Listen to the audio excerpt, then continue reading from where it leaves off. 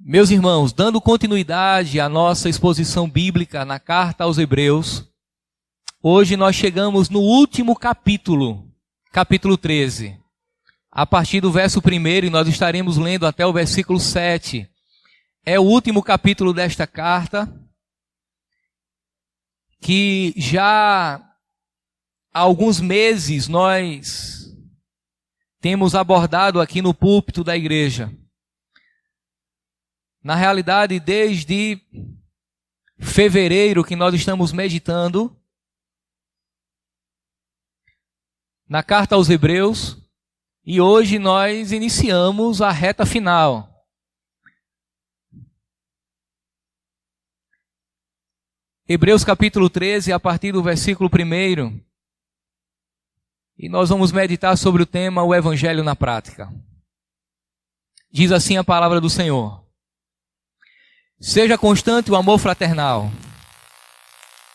Não se esqueçam da hospitalidade.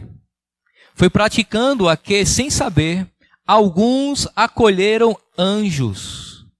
Lembrem-se dos que estão na prisão, como se aprisionado com eles.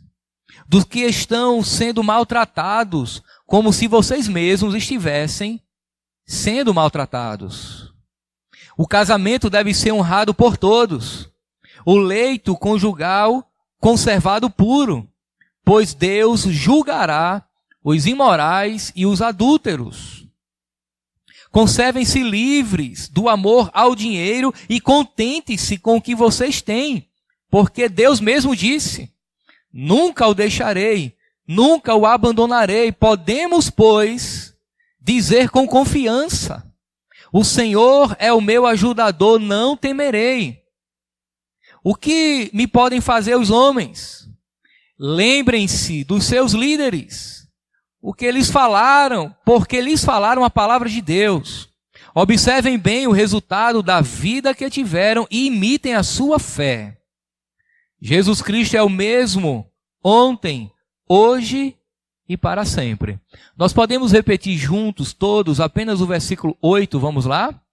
Jesus Cristo é o mesmo ontem, hoje e para sempre. Pai amado, a nossa oração nesse momento é a fim de que o Teu Espírito possa ministrar a Tua palavra aos nossos corações. Lemos a Tua santa palavra, a Tua poderosa palavra, e queremos por ela ser, ó Deus, transformados, ministrados pelo Senhor em nome de Jesus. Que haja, ó Deus, nessa noite, uma intervenção poderosa do Teu Espírito Santo, a fim de que possamos compreendê-la corretamente. Que haja salvação, transformações de vidas, em nome de Jesus. Amém e amém. Meus irmãos, não pode haver incompatibilidade diante daquilo que falamos e fazemos. Na realidade, a vida cristã, ela é respaldada por nossas atitudes. Quando lemos a palavra de Deus, nós percebemos que há uma orientação do próprio Deus para que vivamos a fé que confessamos. Aquilo que nós falamos deve ser aquilo que nós vivemos. Todos nós devemos estar familiarizados com aquela máxima cristã evangélica que diz que a Bíblia, a palavra de Deus, é a nossa regra de fé e prática. Se ela é a nossa regra de fé e prática, significa que eu creio em absolutamente tudo que aqui está registrado, mas eu não apenas creio, eu também pratico tudo aquilo que nela está registrado. Quando nós vivemos uma coisa que não está em conformidade com aquilo que nós falamos, com aquilo que nós pregamos, a consequência inevitável, meus irmãos, é que nós depomos contra o Evangelho. As pessoas que estão em nossa volta, que necessariamente não são cristãs, elas esperam que nós vivamos de acordo com tudo aquilo que nós pregamos. O Evangelho, ele não pode estar apenas no reino das ideias. Não pode ser apenas uma filosofia, verbosidade lançada ao vento. mas tem que ser algo, em primeiro lugar, evidenciado em ações, e ações práticas do dia a dia. Não pode ser uma questão puramente intelectual, puramente cognitiva. A palavra de Deus tem que estar na mente do crente, mas tem que descer para o seu coração e desembocar em atitudes, em práticas. É exatamente isso que trata o autor aos Hebreus nessa noite. É exatamente isso, e eu acredito que o autor aos Hebreus interpreta muito bem aquilo que foi escrito por Tiago, por exemplo, quando ele diz que nós temos que ser não apenas ouvintes, mas praticantes da palavra. Meus irmãos, nos capítulos anteriores, o autor de Hebreus nos fez contemplar as glórias do Senhor Jesus Cristo e as bênçãos que vêm dele. Ele insistiu para que não dessemos as costas a Jesus e nos advertiu com sinceridade que se o abandonarmos, haverá apenas um lugar para nós: trevas. Aqueles que dão as costas para Cristo, nada ou nenhuma outra coisa lhe aguardará a não ser trevas e condenação.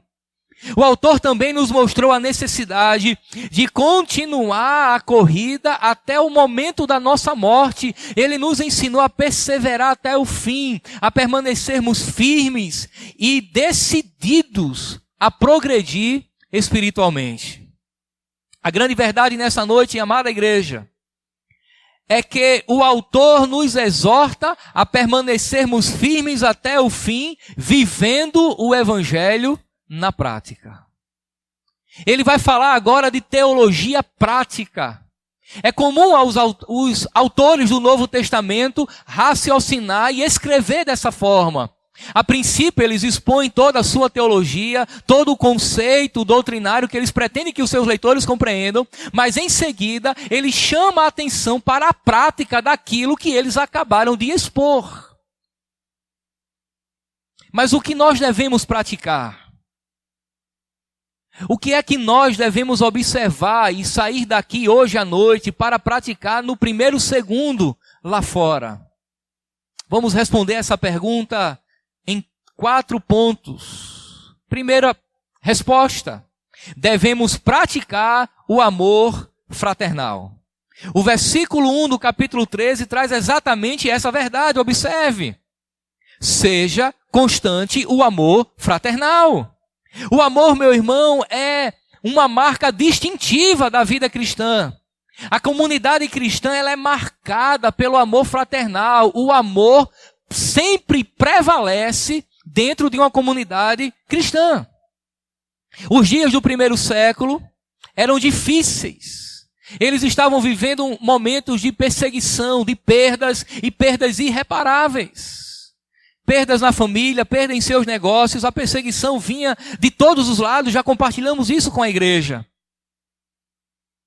Mas o amor fraternal fortalecia aquela comunidade.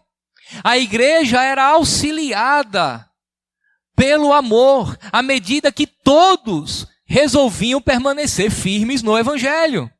Não apenas o autor de Hebreus, mas também outros autores do Novo Testamento exortam com frequência os cristãos a cultivar o amor fraternal. Em Romanos capítulo 12, verso 10, o apóstolo Paulo diz que devemos nos dedicar uns aos outros no amor fraternal. Observe, a palavra mais comum para amor no Novo Testamento é a tão conhecida palavra ágape. Todos nós conhecemos. Todos nós falamos que temos que amar com amor ágape. E é verdade, é uma expressão de um amor altruísta, de um amor dedicado ao outro, de um amor sacrificial. Contudo, neste caso aqui, ele não usa a palavra ágape, ele usa a palavra Filadélfia, que significa amor fraternal. É um amor que um irmão dispensa sobre o outro. É um amor que o irmão derrama sobre o outro a fim de socorrê-lo em alguma necessidade. É quando nós observamos a necessidade do outro e resolvemos socorrê-lo em amor. Agora entenda que biblicamente amor não é apenas um conceito ou um sentimento. Você já imaginou eu olhar para você, observar as suas necessidades gritantes e apenas ficar sentindo amor por você? Não. Biblicamente, toda a expressão de amar é uma expressão, meus irmãos, que exige atitude. Eu amo e vou ao seu encontro para suprir alguma necessidade. Observe que o autor aos Hebreus, ele exorta os irmãos. Neste caso aqui, o autor conhece e reconhece que aqueles irmãos já praticavam esse amor fraternal. Observe que no verso 1, ele diz, seja constante o amor fraternal. Ou seja, aquilo que já existe, aquilo que já é uma realidade, que permaneça, que seja constante, que não pare, que continue. Porém, a exortação aqui, meus irmãos, é para que esse amor permaneça em questões bem específicas. Segundo o autor, a permanência deste amor deve se revelar de duas formas. Em primeiro lugar, no exercício da hospitalidade. Exatamente. Lá no verso 2 ele diz, não se esqueçam da hospitalidade.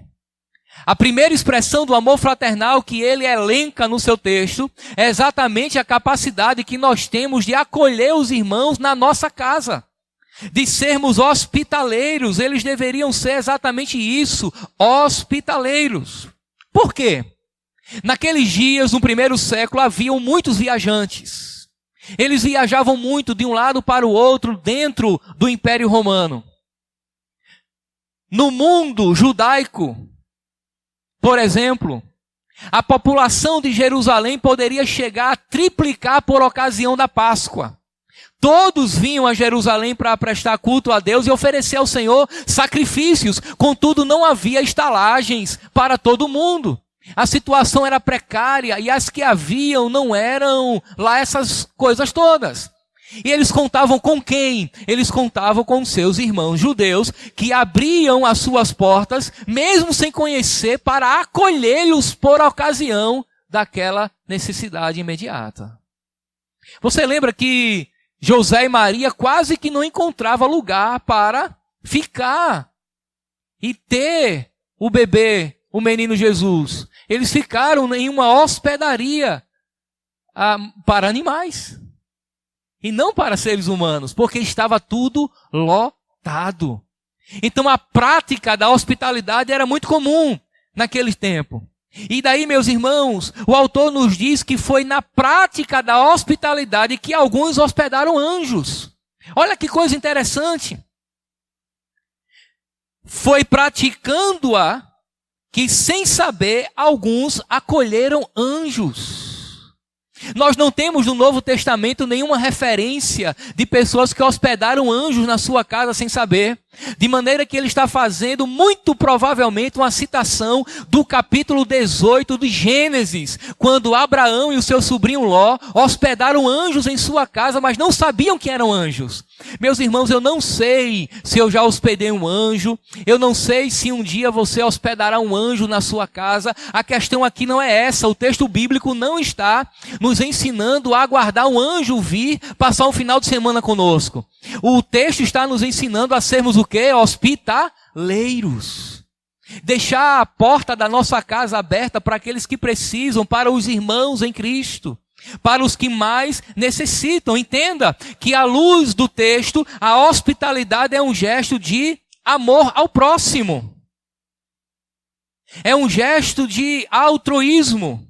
É um gesto de amor. Quando você acolhe alguém, você está demonstrando amor para com aquela pessoa. A hospitalidade, mesmo que rápida, também é uma forma de compartilhar o evangelho com os incrédulos. Ora, se você receber um homem ou uma mulher de Deus na sua casa, você terá a oportunidade de por ele ou por ela ser abençoado. E se você receber na sua casa alguém que não confessa a Jesus como Salvador, você terá a oportunidade de abençoar aquela vida. Não permita que um hóspede saia da sua casa sem ser alcançado pelo Evangelho.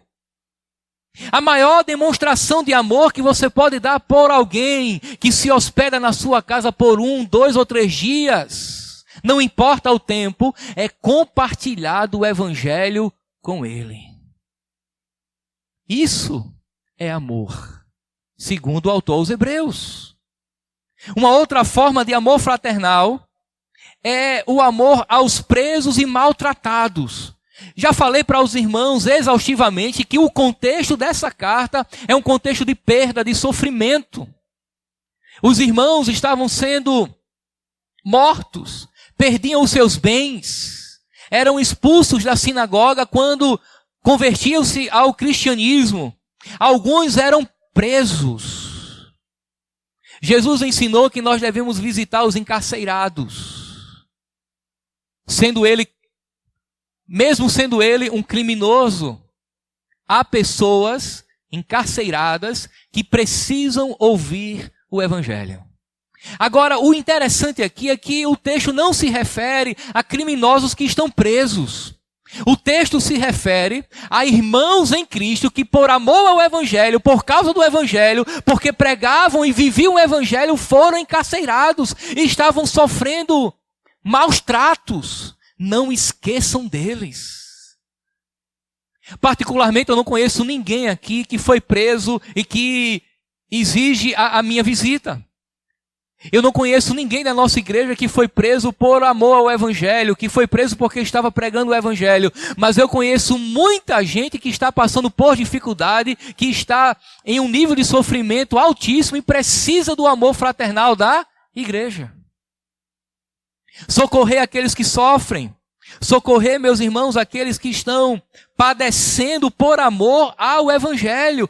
Homens e mulheres de Deus fiéis ao Senhor, que passam por dificuldade em inúmeras áreas de sua vida, devem ser alvos do amor fraternal.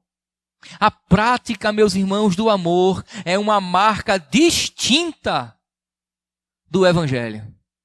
Uma igreja que não tem a capacidade de amar, ela não reflete o Deus que ela serve. Uma igreja que não tem a capacidade de se doar para o outro, ela não é uma igreja que reflete a glória de Deus, o poder de Deus, o Deus que ela serve. O amor que a igreja deve dispensar sobre o outro é um amor encarnacional, é um amor sacrificial, é um amor que se doa e vai. Essa é a primeira atitude prática que nós devemos aprender nessa noite. Segunda, devemos viver em pureza sexual. Olha que coisa interessante, no verso 4 agora, ele chama a atenção para a santidade. O casamento deve ser honrado por todos. A exortação aqui, meus irmãos, é tanto para o cristão casado quanto para o cristão solteiro. O fato, preste bem atenção, o fato é que o sexo é, de fato, para ser bem redundante, uma bênção de Deus, mas uma bênção de Deus que deve se adequar à realidade do casamento. É por isso que ele chama a atenção tanto de casados quanto de solteiros. O casamento deve ser honrado por todos. Raciocine comigo. O texto diz que Deus julgará o imoral e o adúltero. Tanto um quanto o outro desonra o casamento. Vamos lá. O imoral desonra quando não espera pelo casamento para ter uma vida sexual ativa. O imoral que o texto fala é o prostituto, o pervertido. É aquele que considera sexo um divertimento. Mas, meus irmãos, o sexo não pode ser tido como divertimento. Porque sexo é sagrado. Sexo é para glorificar a Deus dentro da realidade do casamento. Mas o imoral quer sexo por divertimento e não por compromisso dentro do casamento. Sexo fora da realidade do casamento, diz o texto bíblico que é fornicação, prostituição. O imoral não considera a importância e a necessidade do casamento, por isso que ele desonra o casamento. O adúltero desonra o casamento adquirindo uma relação fora dele. É quando um homem ou uma mulher se envolve sexual e afetivamente com uma outra pessoa que não o seu cônjuge, que não a pessoa com quem ele casou. Meus irmãos, o adúltero e o imoral, diz o texto bíblico, que sofrerá o juízo de Deus.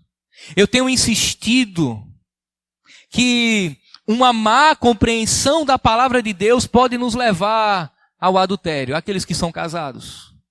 Uma má compreensão da palavra de Deus e quem é Deus pode levar o solteiro à fornicação. As pessoas leem a palavra, aprendem a palavra, mas não querem necessariamente obedecer a palavra. Quando nós não compreendemos o significado do que é casamento, o significado teológico de santidade, ele perde a importância para nós, então o maculamos. O casamento, meus irmãos, não é apenas o ajuntamento de duas pessoas. O casamento é bom porque Deus criou e tudo que Deus criou é bom. O casamento é bom porque Deus disse que não era bom que o homem vivesse só. Mas nós temos que zelar pelo casamento. E nós zelamos pelo casamento mesmo antes de casar. Tendo relacionamentos saudáveis, santos.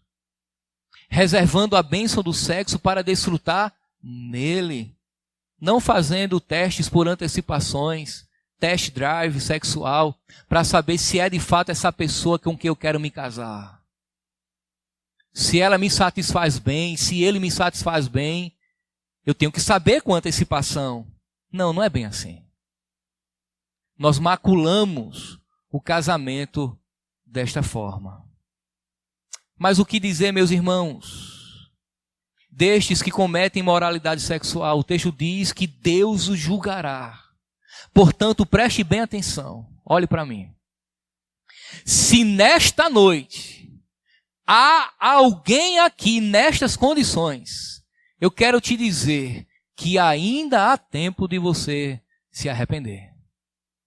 Porque o texto bíblico diz que Deus os julgará. Está escrito, Deus os julgará. Versículo 4. Portanto, se você vive em fornicação ou está adulterando, meu irmão, minha irmã, ainda há tempo.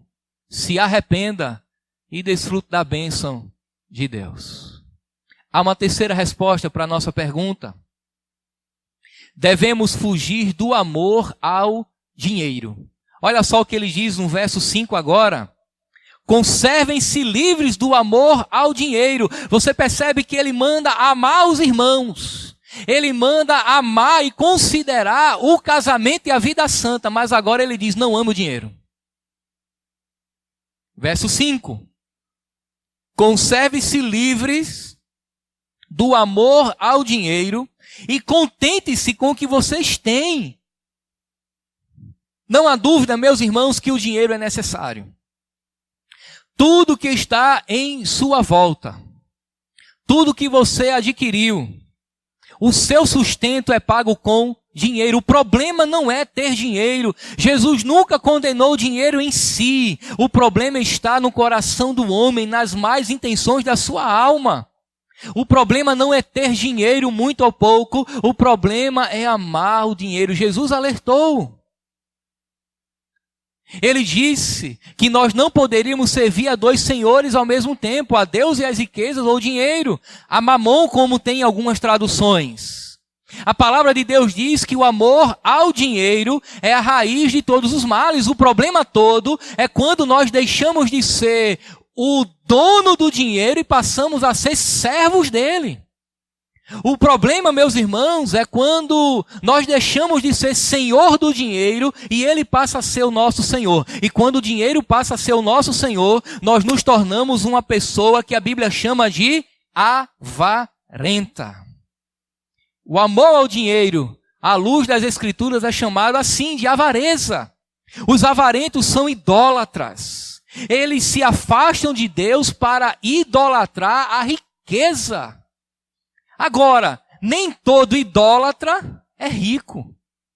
A pessoa pode ser extremamente pobre, como nós costumamos dizer, né? Pobre de mavé, e adorar aquilo que ele não tem, mas deseja com todas as forças da sua vida.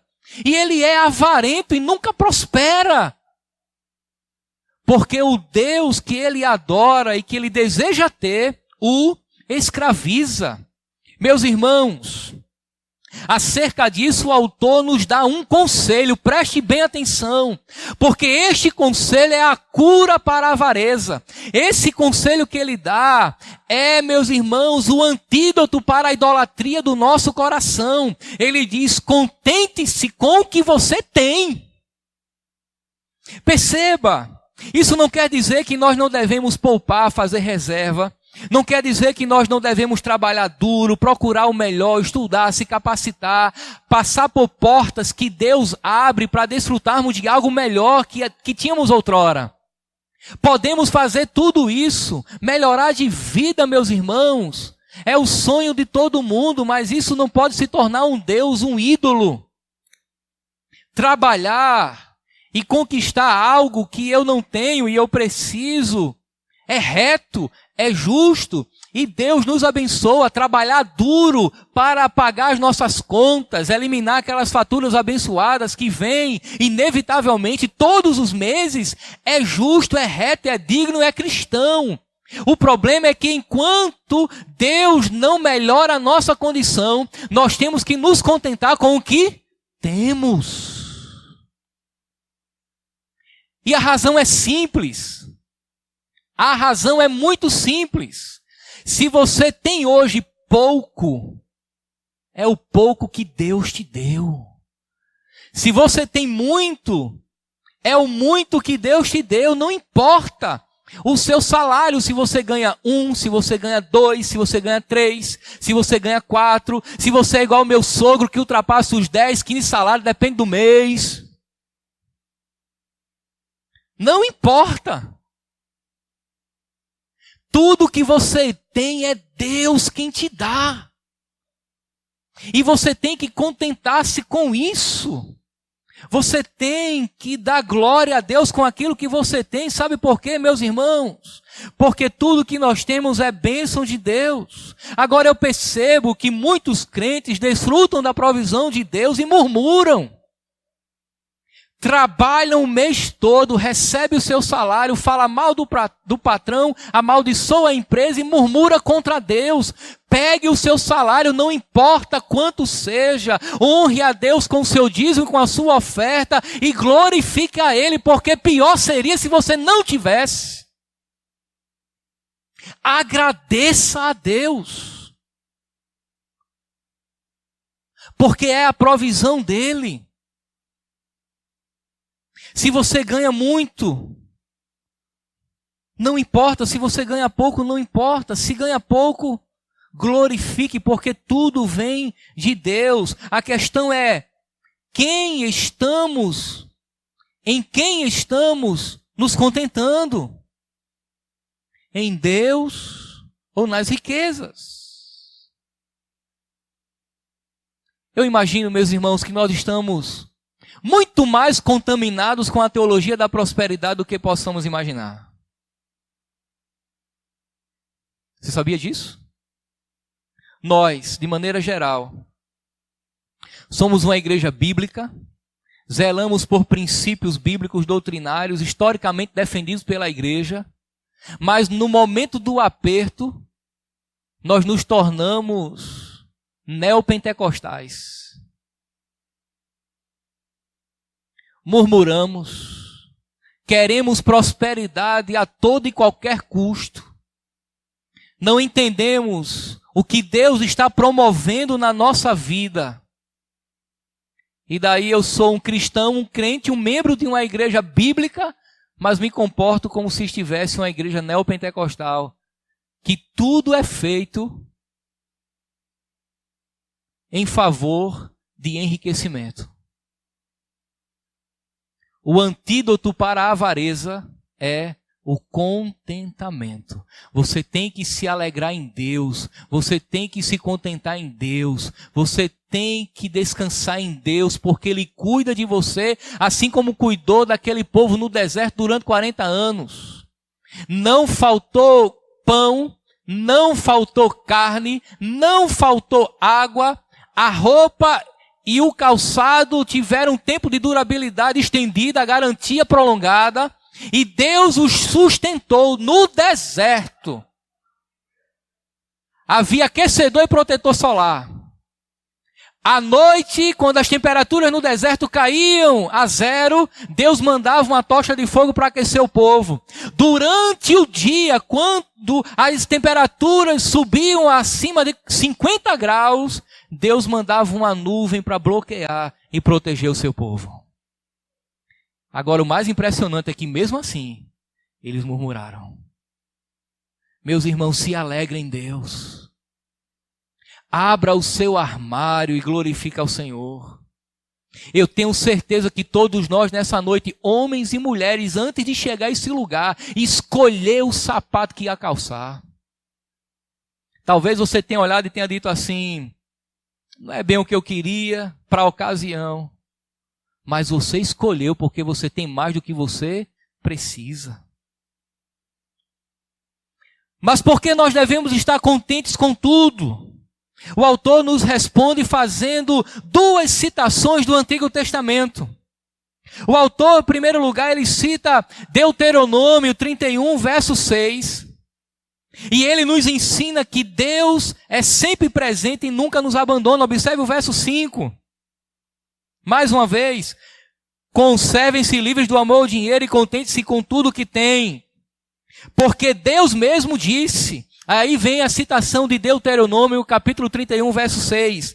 Nunca o deixarei, nunca o abandonarei, meus irmãos.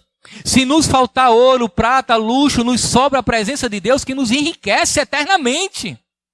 Já que temos o Senhor que não nos abandona, logo nós temos tudo, absolutamente tudo. Você lembra do salmista, ainda que eu passe pelo vale da sombra da morte, o Senhor se faz presente. Em algum momento ele está no meio da batalha e diz que 1000 cairão à direita, 10.000 à sua esquerda, mas tu não serás atingido. O Senhor é a sombra do onipotente que traz refrigério. Meus irmãos, se Deus é presente, esse é o raciocínio, se Deus é presente em nossas vidas, nós devemos nos contentar. Nunca o deixarei, nunca o abandonarei. Essas palavras eram significativas para os primeiros leitores de Hebreus. Eles estavam perdendo os seus bens, estavam perdendo os seus familiares. Muitos eram lançados nas arenas para serem pisados por touros, devorados por leões ferozes. E daí poderia vir o questionamento, e agora? O que é que eu vou fazer? Não há alegria no meu coração. Aí o escritor envia uma carta e diz, se alegre, se contente no Senhor. Você perdeu tudo, mas Deus nunca o deixará, Deus nunca te abandonará. Em seguida, no verso 6, ele cita o Salmo 118, versículo 6, e nos ensina que o Senhor é o nosso ajudador. Ele diz, o Senhor é o meu ajudador, não temerei. O que me pode fazer os homens? Perceba. Ele está com o coração destemido. E aqui, meus irmãos, há consolo para os mais necessitados. No momento do aperto, do perigo, das perdas, o Senhor está presente, mas está presente para ajudar. Ele é o nosso ajudador. Como diz uma música do Marco Teles, você não está só. Na tempestade sou o teu abrigo. Você pensa que você está só? Você pensa que está e foi abandonado por Deus? Que é um miserável? Que Deus esqueceu de você porque você ganha pouco? que Deus ama mais o irmão fulano, cicrano e beltrano porque lhes fez prosperar. Não. Você não está só, o Senhor é o teu ajudador. Se alegre no Senhor, meu irmão. Dê graças a Ele. Se contente com o que Deus está dizendo. Não vá em busca daquilo que não é seu. Só bote a mão no que Deus disser que você deve botar. Coloque o seu pé onde Deus te orientar. Porque Ele é o teu ajudador e está presente na sua vida. A maior riqueza que o crente tem é a presença de Deus na sua vida. A maior riqueza de Deus foi Jesus Cristo enviado para nos salvar. John Piper acertou quando ele disse que Deus é a maior dádiva de si mesmo. E Ele nos deu. E Deus nos deu a si mesmo.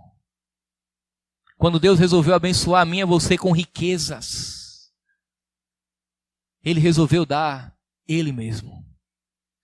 Você conhece algo ou alguém mais precioso do que Deus? Você valoriza alguma coisa mais do que o próprio Deus? Contente-se nele. Aí você vai se livrar da avareza e do amor ao dinheiro. Mas há uma outra resposta aqui.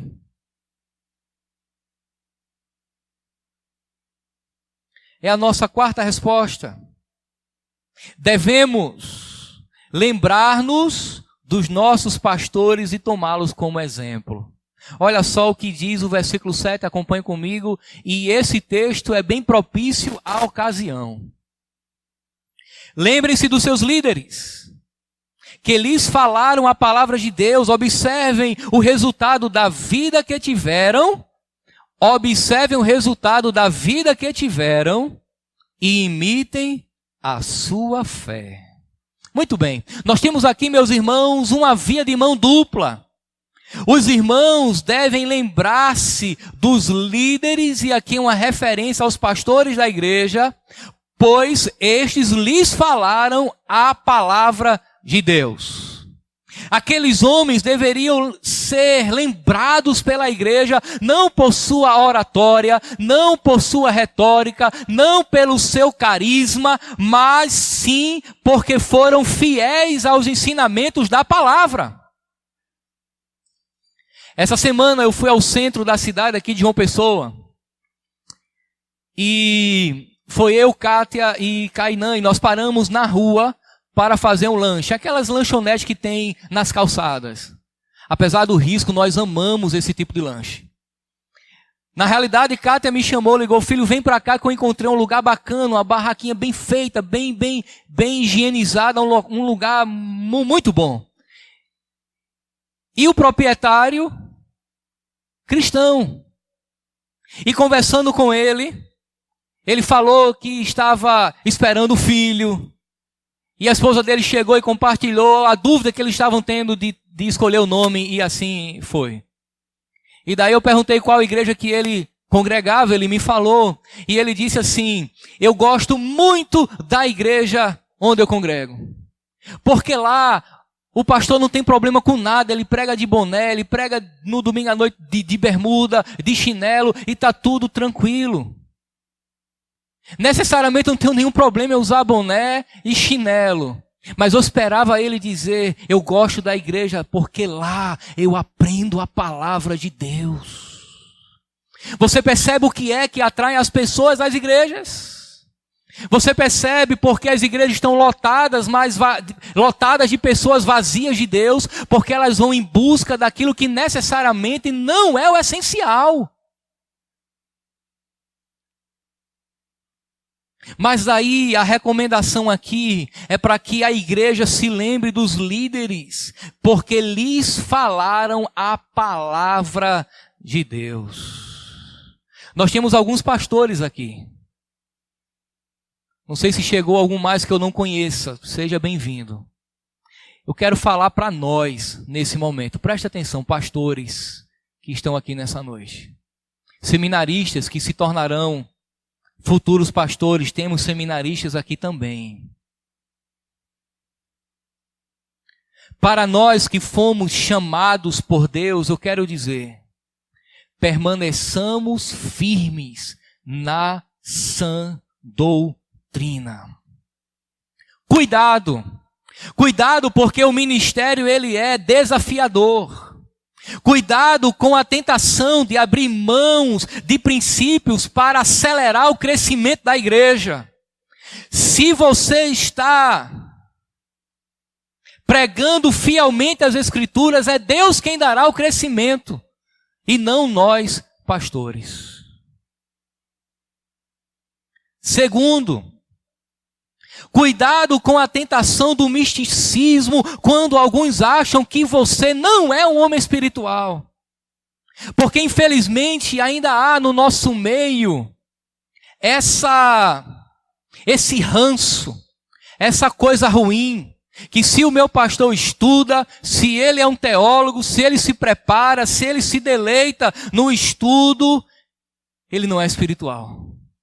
Eu nunca vi ele falando em língua, cortando laço, marchando. Necessariamente nós não encontramos isso na Bíblia, mas as pessoas aguardam que os pastores deem demonstrações de poder, que saia fogo da sua mão, raio da sua boca. Necessariamente não é assim. O poder está na palavra de Deus. As pessoas são abençoadas quando nós pregamos a palavra. Então cuidado com a tentação do misticismo, quando as pessoas acham que nós não somos espirituais. O contrário também é verdade. Cuidado com a tentação do academicismo, frio, seco. Porque ninguém pastoreia a igreja de dentro do gabinete apenas. A teologia, ela precisa transcender o gabinete. O pastor precisa ter cheiro de ovelha. O que nós aprendemos nos livros deve ser aplicado à vida do povo. E o povo tem que ser ensinado a como praticar tudo aquilo. Ser pastor não é uma coisa muito fácil. É por isso que depende de uma ação poderosa de Deus, de convicções profundas que Deus gera em nossa alma. Porque pastor foi chamado não para brilhar. Ele foi chamado para sofrer. E eu vou provar para vocês aqui no texto. É uma causa nobre. Deus nos abençoa. É um privilégio, mas é também sofrido. E nós precisamos aprender isso. Agora nós temos a via dos irmãos. Lembrem-se dos seus líderes. Observe o bom resultado de sua fé. É o que diz o verso 7. E daí, meus irmãos, o contexto é de sofrimento. E quando o autor exorta a observar os líderes, está chamando a atenção para o sofrimento deles. Traduzindo, observe a fé dos seus líderes em meio aos sofrimentos e imitem. E imitem. É isso que o contexto revela. Eles estavam passando por perdas, por decepções, por sofrimento, mas havia naquele lugar homens destemidos e fiéis a Deus. E daí o conselho é: observem a fé deles, observem a vida deles e imitem. Meus irmãos, aqueles irmãos foram liderados por vários pastores. Eles podiam olhar para trás e aprender com a fé deles, poderiam aprender com os seus sofrimentos. E daí a recomendação é: imitem a fé daqueles homens. Imitem a fé daqueles que nos servem de referência de fé. Nós sabemos que os pastores não são perfeitos, que são limitados, são falhos, mas são homens levantados por Deus para guiar o rebanho. E se há algo de proveito, se há alguma virtude, se há algo de bom na vida deles, observe e imite. Então, sendo assim, oremos para que Deus continue levantando homens e fiéis a Ele e a sua palavra. E aqui eu quero glorificar a Deus pelos homens que Deus tem levantado nesta igreja, pois são fiéis à palavra do Senhor. Nós, pastores dessa igreja, nós não estamos dispostos a abrir mão de princípios, mesmo que venhamos nos comprometer. Porque nos importa, irmãos, sermos fiéis a Deus e não aos homens. E se necessário for em algum momento, eu, o pastor Erivaldo, o pastor Jamerson ou qualquer um outro contrariar você, entristecer o seu coração, abater profundamente a sua alma, discordando com qualquer coisa que seja, nós faremos. Porque é para o seu bem. É para que você compreenda que na sua vida o que deve prevalecer é a palavra de Deus. Você entende agora porque algumas pessoas se entristecem com os pastores?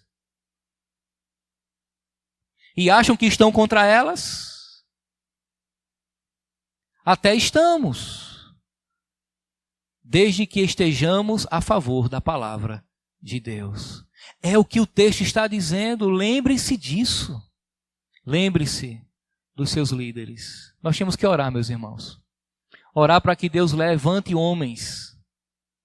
E homens que tenham temor à sua palavra. Por fim, e aqui eu encerro. O parágrafo conclui no verso 8 com uma referência à imutabilidade de Cristo. Olha só, foi o texto que falamos no início e repetimos 2 vezes. Jesus Cristo é o mesmo ontem, hoje e para sempre. Jesus Cristo é o mesmo ontem, hoje e para sempre. É uma referência à imutabilidade de Cristo, ou seja, ele não muda. Ele é o mesmo sempre. O que é que o autor quer dizer? Por que esse texto está aqui aparentemente fora de contexto, mas não está? Ele está dizendo, olha, o Jesus que sustentou os líderes que vocês devem imitar é o mesmo. Hoje será sempre e lhe sustentará também, porque ele não muda. O Cristo que abençoou aqueles líderes que eles deveriam imitar, é o Cristo que sustentará todos os leitores desta carta. Em outras palavras, meus irmãos, Jesus é o mesmo para mim, hoje e eternamente, e será o mesmo para você, hoje e eternamente. O Jesus que sustenta os pastores dessa igreja é o Jesus que vai sustentar cada ovelha aqui. Cada um que resolve ser membro dessa igreja, congregar nesta igreja. Cada um que resolve ser alimentado pela palavra que é ministrada no púlpito dessa igreja. Todos nós seremos sustentados por um Cristo que é imutável, que não muda, que não retrocede, que não há nele variação nem sombra. Ele é absolutamente o mesmo eternamente. Você crê assim?